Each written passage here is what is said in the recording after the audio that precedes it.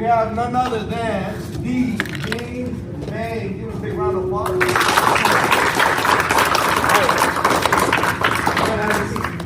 Top squat. You can shut that door first. Alright, so my buddy James Vang, I've known him for 10 like 12 years, I suppose. Yeah, 10 to 12 years. James Vang is a power lifter. He lifts weight, he picks it up and sets it down, right? Got a huge deadlift, has a huge squat, has a huge bench press. I know a lot of you guys have asked about strength training, so this guy is the guy to go to. This was my coach at one point. We actually had 2 powerlifting meets together, right? And we're kind of like a team. So James Vang was there to coach me along the way. We trained together, and I'm way bigger than this guy, right? This guy, his numbers are worth way more than mine, all combined. So James Vang's from Georgia. He has a lot of accolades, a lot of accomplishments. So you kind of want to just talk about like what are some records you set, maybe some challenges you face, because I think all of us, we all in the same boat in a way, because we grew up in the same neighborhoods. We have similar lifestyles. As you see, most of our kids are Hmong grandkids, kind of just like us growing up. So if you guys want to hear from a world-class athlete, a world-class champion, this is the guy right here. So open up your ears, be a sponge, and soak it all in. All right, guys. How are you guys doing? Good. My name is James Vang, like your coach James just said. Something that I do is a little bit different from what you guys do, but it's all kind of the same things, right? A lot of it, I think, for me, was just the will to want to continue to do it. If you like to do something and it's not a hassle for you, you're always going to be really, really good at it if you do it longer than anybody else. That's how I like to think about what makes me a really, really good athlete. If you find something that you love to do and it brings you back there all the time without anybody telling you, without you making any money out of it, without any support. Because very much like you guys, when I used to do wrestling, when I used to play soccer, and I used to do all these things, my parents and my siblings and a lot of people wasn't there for me. So if I really wanted to be here, I would run here, and then I would train, and then I'd run back home. But I couldn't do that in wrestling. I couldn't come back for soccer. But in the gym, I can always go back to lift weights. I can do a workout right now. When you're really poor, you don't have access to a gym. So you gotta learn how to lift other stuff. Like a really, really heavy backpack with hooks in it. So when I think about lifting weights, that's why I'm a really, really good weightlifter. Not because I was born lucky, not because I had access to things like other people do, but because I just really loved it, and I loved it more than anybody else. No one can take the love that I have for lifting away from me. But when you think about like competing against somebody, that's where things become a little bit different. Because I love lifting so much, that opened up opportunities for other people to say, hey, I don't know who you are, but I just know you're really, really strong, and maybe you could be great at lifting. I got into the lifting scene and I just never stopped for about 22 years. Along the way, I met people like your coach and maybe some other people that you guys met along the way. As you guys get older, you will meet them, and they've probably been coached by me at one point. But a lot of what made me great was that I never stopped, and that's what got me some of the world records and some of the Team USA stuff. Now, when you're an Asian kid, or when you don't have a lot of support, like let's say some of y'all might not feel like you have a lot of support, that's where being as good and loving your sport as much as you can is going to take you. When you're a little Asian kid like me and you're representing Team USA and you got other ethnicities looking at you, you don't have a mom, you don't have a dad, you don't have a sibling that's supporting you, everybody looks at you like you're going to lose. Everybody looks at you like you can't be the guy that's supposed to be here. But as a little Hmong kid, a little Asian kid that nobody expected to do well, I made the USA team 6 times. A little bit before Sunisa Lee. But Sunisa Lee is that much better because she won gold. But it doesn't mean that it takes away from what you guys are doing or even what I'm doing. Because at the end of the day, what is Sunisa Lee doing at the end of the day? She's just doing what she loves. And if you guys love what you guys do now, you keep coming back over and over again for about 20 years, eventually you will get to the level that I'm at where You can be on the USA team, and you can get world records.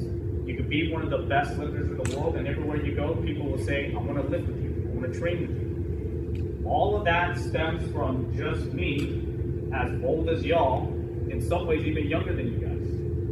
I would just love what I do so much that even if my mom and dad told me to quit, I still came and did it anyways. Even if I didn't have money to pay for a gym, somehow, some way, I snuck into a gym and I trained. Not saying that that's what you guys need to do, but growing up, that was the struggle that I had to go through, and that's why I am where I'm at now. Can I ask, I know some people might be wondering, like, what are some accomplishments, I guess some world records, some awards, some of your biggest accomplishments, maybe the first accomplishment you made where you're like, I'm making it big now.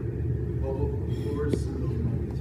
Yeah, so I think it was back in 2015, actually. It was kind of around the time where I moved up to Minnesota, and you're coaching us. We were doing a lot of fundraising for me to go to Czech Republic. And that was one of my first big meets where I'm traveling as Team USA. I knew I made it big because this was the first time that I didn't have to pay for my shoes. It was the first time that I didn't have to pay for my lifting gear. Everything that I've ever had, all the way up until 2015, someone gave it to me. It was a really old pair of shoes that another lifter gave me. This suit right here was like ripped. It had holes in it. The people that were looking at my gear told me that I couldn't even wear these things because it was dirty, right? It had a hole in it, but because I was just a little kid, they just let me go anyways. You keep lifting for a couple of years and people say, oh, you're really strong. We want to give you some gear. And that was in 2015, where I finally made enough noise to where a company was willing to send me the equipment that I needed. And then on top of that, I met friends outside of my family that supported me. Again, all of this time I've been doing everything on my own. I don't even know what I'm doing. All I know is I like to lift, and that's all I'm going to do. And because I did that, it gave me sponsors that gave me shoes when I didn't have it for maybe 10 years of me lifting. And then it made me meet people like your coach that I didn't have my whole career. But since 2015, all the way up till maybe right now, I would almost argue that it's my reign. My reign meaning, if you're a Hmong athlete or an Asian athlete and you think you're strong, everybody eventually knows who I am because my name is going to pop up. So if that's the type of person that you want to be, you have to think about it from that perspective. A couple of memories I have with James. You mentioned you moved up from Georgia in 2015. I reached out to you like, hey, let's train. We work out, and we create a team, so to speak. We went to my first powerlifting meet, and who better than to have someone like James Vang in my corner, right? So we both had a meet at that same meet, and that was my first meet. I didn't place, but I set personal records. And then James comes up. They didn't know who he was. He came up and he took the Minnesota record. Right? Yeah, all the Minnesota records. And I think if you look, it was mostly like white competitors. And we were like the only two Asian kids there. And James goes, probably the smallest guy in the room. He puts up his numbers, and everyone's like, who the hell? Like, who the hell is this kid? And then look him up and be like, oh, you're that kid. You're that James Vang guy. And he stole the Minnesota record for his weight class. And it was so cool because everyone started coming over, right? This reminded me of last year. If you guys wrestled last year, our first meet we had, no one knew who we were. And then the last meet we had, we were like, oh, you guys are that school, right? And they saw us a bunch of black-haired kids, a bunch of Hmong kids, and they didn't think nothing of us. But when we did awesome throughout the year, we placed numerous times at the end of the season, everyone's like, oh, you guys are that school. So I think that was the same feeling I had, and it was just so cool to see, because when people kind of just overlook you and kind of think that you're the underdog, and we are the underdogs, but it's an awesome thing to have because we have nothing to lose, right? We have everything to gain, and I think that's what I learned from you. Our second meet we had was me and you and Nolan's uncle was with us during that meet too. And Nolan's uncle actually, I think he placed first or second in stole records. It was just cool to have, we had a squad of about like 12 people that go with us. Yeah. So we had a pretty good squad to compete together, and it was just really amazing. And I want you guys to have that mindset of just like, because you used to train just like in the basement, right? We used to just train in the basement, train in the back alley, anywhere, and now you made it to like the big stage where people are paying subscriptions to see the video that you're competing at. When you're competing at a worldwide level, when you're getting paid to fly out to a different country and have your meals paid for and your room paid for, that's really amazing, the things you accomplish. Like James said, I don't think we're anything special, right? No. I think we're just like you. We're just like, comes with just hard work and dedication and determination. So. You know, honestly, that might be one of my biggest drives too. If you guys ever felt like people look down on you because you're like a little Asian kid or you're Asian, because when I was growing up, including my parents, including other Hmong people and other Asian people, black and white people say this to me too. You're too small. You're a little Asian kid. You're never going to be strong enough to compete against everybody else. Is that true? Because if it was true, I wouldn't be here right now. Every strong guy that you guys ever thought that could beat me, maybe they might be stronger than me. But next year, I'm going to beat them. And then I did. And then I kept beating everybody else. And then I started going up against other people in other countries. Imagine you guys are aiming towards state. You guys win the state, then you go to nationals. When you win the nationals, you're the best in your country. You're so good. The only other person that you can battle is another strongest person in another country. When you have USA on your shirt, that means it doesn't matter if you're Asian, Hmong, black, or white, you're the best right now. Nobody can take that from you. I did that 6 times. Nobody can take 6 years of my life from me because I was the best of the best and no one can tell me otherwise. But I don't like to talk about that a lot generally because, you know, lifting is just something I like to do. But I made the people that used to say that Hmong and Asian people are weak, we can't do nothing, I made them say we can do something. Sunisa Lee said we can be Olympic gold medalists. Whether you're a Hmong woman or a girl or a guy or not. What I said is it doesn't matter how small you are. It doesn't matter what your race is. If you love something and you train at it hard enough, you will eventually get there. But the person that gets there is the person that don't quit. Remember that. The person that gets where they want to be is the person that don't quit. You don't have to be the fastest. You don't have to be the strongest. You don't have to be the most genetically gifted. You don't even need your mom and dad in some cases. You don't even need brothers and sisters if you truly love what you do. Eventually, you find a brother and sister through the things that you love. And maybe sometimes that's what we need too. A reminder that you guys are great, and you guys will only see that when you guys do the things that you love. So being strong is more than just lifting heavy. You know, being strong for me is being able to do the things that make other people feel like they can do it as well. So when you guys think about being strong, and you guys think about what you guys do like on the mat, sometimes that has a little bit more than just yourself too. Sometimes it's to say that we can do things that you don't think we can do. Because I don't know about you guys, but I hate it when people tell me that I'm too small and I can't do something. My dad told me that there's a competition that I was going to go compete. The guy that wins is going to get $3,000. The guy that I'm going to compete with is a guy that's 120 kilos or 265 pounds. I had to beat that guy in order to get the 3,000. My dad told me, don't go, you're too small, you're going to lose. I brought home the $3,000 check. And my dad couldn't say anything to me anymore. And from there, what is my dad going to say about my lifting now? Because when I say I'm going to do something, and I did it, it's kind of hard for you to say he's not that good, right? So when you think about that too, remember, when you win, you lose, or when you try as hard as you can, people don't remember the win or losses. They remember what you gave them. That same feeling that your coach was saying. You want to make them remember why they need to be, why you're scared.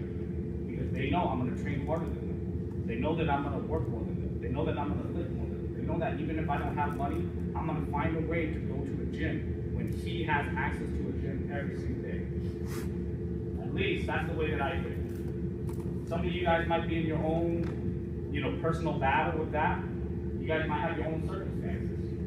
But what I'm telling you guys is, as hard as it is and as lonely as that path is, it's possible, okay? And it doesn't have to be wrestling. Wrestling is just one aspect of it. Lifting is just one aspect of who I am, okay? So just because I can lift don't mean that I can't do other things, This guy's a B-boy too, by the way, so maybe on that he'll show you guys something. Right, so. Yay! Oh, man. All right. Oh, you guys don't go, guys. Hey, big round of applause. The wrestling is just one thing about you guys, okay? That makes you strong. There's another thing that makes you guys strong. You have to find that, okay? Whatever that is, whatever makes you special, just know that that's what's going to carry you beyond. So when you think about me, I'm not just a strong guy because I lift weights. I'm a strong guy because there's other things that I can do, and I'm still as strong. Okay? Keep that things in mind. There's something that I try to do now as well, is not to do the same things that maybe the people that said was bad for me.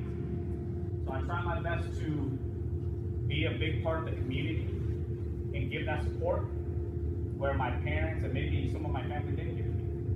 That is strong in a different way. Because it takes a lot of time and energy and money to do something for someone else. I want to try to support as many of us as we can to show that, we are community as a group, we can get far together. So then I go train at the gym, met a bunch of people that wanted to lift. We ended up doing some big weights, and I ended up lifting 700 pounds for fun. About a month ago, I competed at a powerlifting meet where I put a world record for the powerlifting federation that I was competing in. I squatted 530, I benched 320, and I deadlifted 662. All of those three combined gave me the highest total in that federation in my weight class. In this particular event, I was the one that did the most, and that's what my name is in the history books now. Even though the most I've ever deadlifted is 700, sometimes you might not be able to do that at every competition. Just like in wrestling, not every day you're going to be at your best. But when you are at your worst, you need to train so hard that you still win. Right? Even though I can deadlift 700, 660 was all I needed for the world record. Okay. So to put it in perspective, 700 pounds, that's like two of me and two of Charlie.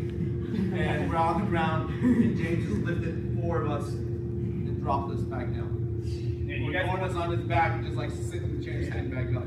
you guys carry like the bags of rice with your family in? You put 8 of those on my shoulders and I can pick it up.